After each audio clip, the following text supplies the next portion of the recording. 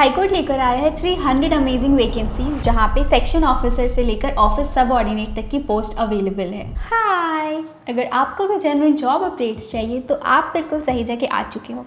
आगे बढ़ने से पहले हिट दैट सब्सक्राइब बटन और सुनो बेल आइकॉन दबाना मत भूलना नोटिफिकेशन के लिए। ये वैकेंसी है हाईकोर्ट ऑफ आंध्र प्रदेश की तरफ से। इस पर्टिकुलर वैकेंसी के लिए इंडिया का कोई भी इंसान अप्लाई कर सकता है, बट अगर आप आंध्र प्रदेश के बाहर किसी भी स्टेट के हो और आपका कैटेगरी भी अलग है तो भी आपको अनरिजर्व कैटेगरी में अप्लाई करना पड़ेगा। तो बिना टाइम वेस्ट किए चलिए नोटिफिकेशन की तरफ चलते हैं। क्रोम पर आकर आप डायरेक्ट टाइप कर लेना high court of Andhra Pradesh Amravati apply link. उसके बाद आपको दिखेगा रिक्रूटमेंट नोटिफिकेशंस। आप बस इसको क्लिक करोगे तो आपको दिखेगा ये इतना सारा नोटिफिकेशंस ओपन है। वीडियो को एंड तक जरूर देखिएगा to understand it more clearly. मैंने official notification plus apply link को डिस्क्रिप्शन में ऐड कर दिया है आपकी कन्वीनियंस के लिए। Online application for filling up of various post in high court. आप इसको क्लिक करोगे तो आपको दिख रहा होगा यहाँ पर पूरा पेज ओपन हो चुका है। आप क्लिक हियर करोगे तो ऑफिशियल नोटिफिकेशन ओपन हो जाएगी। हम स्टार्ट करते हैं वैकेंसी पोजीशन से। आप देख सकते हो यहाँ पे टोटल 300 वैकेंसीज अवेलेबल है और इनका पे स्केल आप सेक्शन ऑफिसर से लेके ऑफिस सबऑर्डिनेट तक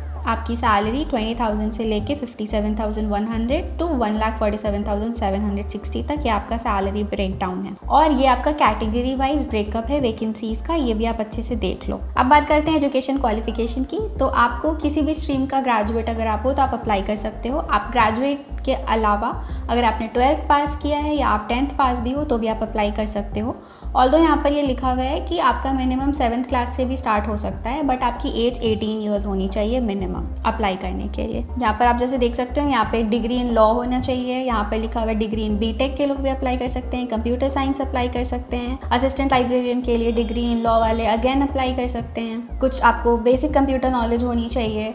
अगेन यहाँ पे लाइब्रेरियन ग्रेड के लिए डिग्री इन आर्ट्स और साइंस और कॉमर्स, मतलब किसी भी डिग्री के आप हो तो आप अप्लाई कर सकते हो। स्टेनोग्राफर के लिए आपकी डिग्री होनी चाहिए आर्ट्स की या फिर साइंस की या फिर कॉमर्स की या फिर लॉ की। टेक्निकल एग्जामिनेशन आपको देना पड़ेगा शॉर्ट हैंड का, जिसका स्पीड यहाँ पर मेंशन्ड है। तो अगर आप ये हो तो आप इस पर्टिकुलर पोस्ट पे भी अप्लाई कर सकते हो। आप ये पूरा ब्रेकअप देख लेना। अगर आपको लगेगा आप कोई पर्टिकुलर पोस्ट के लिए सूटेबल बैठते हो तो आप उस पर्टिकुलर पोस्ट के लिए अप्लाई कर सकते हो। जो मिनिमम है 7th क्लास है, ऑफिस सबऑर्डिनेट की नौकरी है। यहाँ पर आप इसके लिए अप्लाई कर सकते हो अगर आप 10th पास हो तो। अब बात करते हैं एज लिमिट की। एज लिमिट है 18 ईयर्स टू 42 ईयर्स। यहाँ पर एज रिलैक्सेशन है। एज रिलैक्सेशन में आता है अगर आप SC ST EWS में हो तो आपको 5 साल का रिलैक्सेशन मिलेगा और अगर आप PWD के हो तो आपको 10 साल का रिलैक्सेशन मिलेगा। अब हम लोग बात कर लेते हैं मेथड ऑफ रिक्रूटमेंट। तो आपके लिए उसका एग्जाम होगा। आपका जो क्वेश्चन पेपर है वो इंग्लिश और तेलुगु लैंग्वेज में रहेगा और आपका एग्जाम टाइम टोटल 90 मिनट्स रहेगा। पोस्ट वाइज आप देख सकते हो कि यहाँ पर क्या क्या सिलेबस और उसके मार्क्स हैं, आप एक बार देख लेना। अब बात करते हैं एग्जामिनेशन फ़ी की। तो अगर आप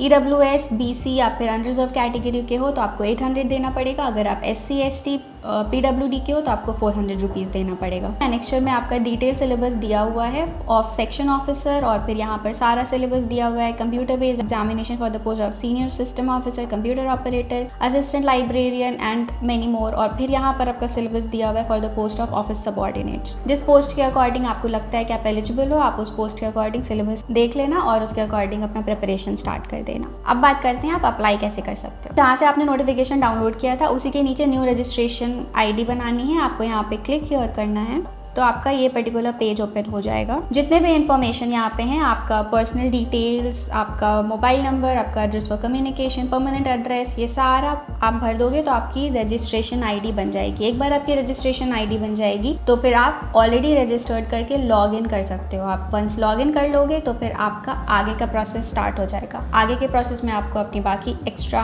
एप्लीकेशन में जो भी रिक्वायरमेंट्स है वो भरना पड़ेगा और वैसे आपका एप्लीकेशन कंप्लीट हो जाएगा। ये थी सारी नोटिफिकेशन। अगर आपको वीडियो अच्छा लगा हो तो उस वीडियो को लाइक कर दीजिएगा और सब्सक्राइब कर दीजिएगा।